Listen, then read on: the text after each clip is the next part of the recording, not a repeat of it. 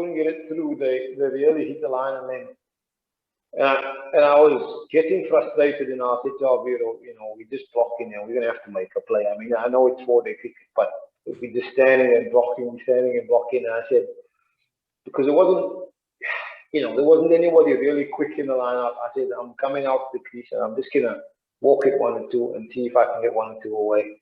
And literally, we had to make a play, otherwise we'd still be blocking now. So, I came down, walked in the line, flicked 1 or 2 over the leg side, over square leg. And then the field kind of spread out because we just started playing with a bit of intent. And then from there, I mean, the sun was out. We just put the foot down. Well, not all the time, but we started playing. Then, I mean,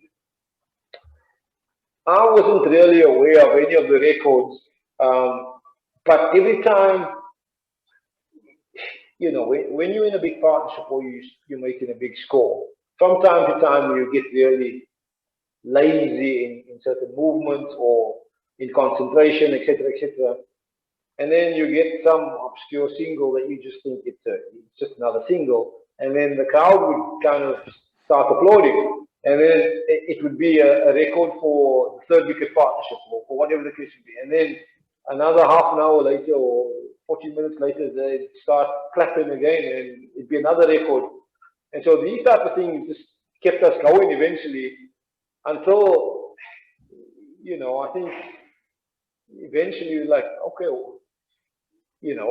at I think lunchtime, tea time, whenever, I can't remember the intervals, people would say to us, you entitled this target or whatever, only so many more to this target.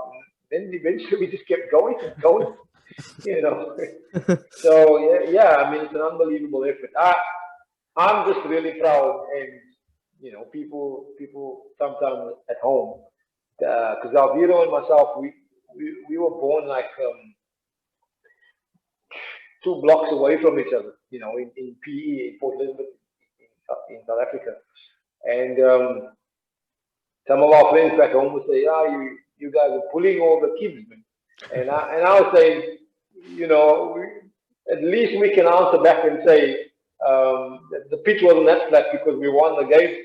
We actually won the game. It wasn't just a flat one back for days and just collect as many as you can type of thing.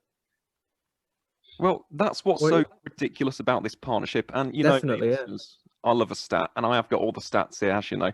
But the fact is, the fact that Glamorgan was skittled for 193 in their second innings, after Lancs put up 698 for 5 declared, does show that there was something in that pitch.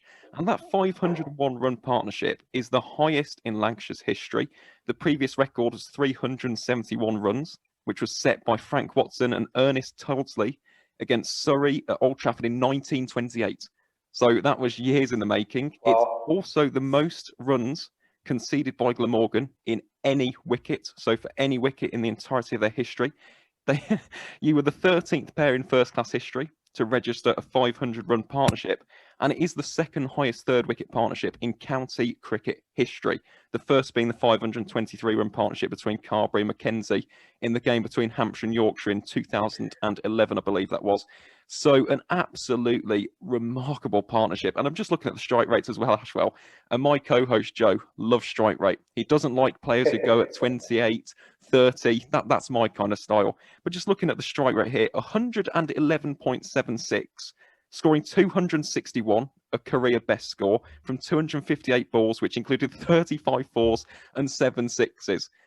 Remarkable. Absolutely remarkable. It's one of the most insane partnerships that we've ever seen, isn't it, Joe?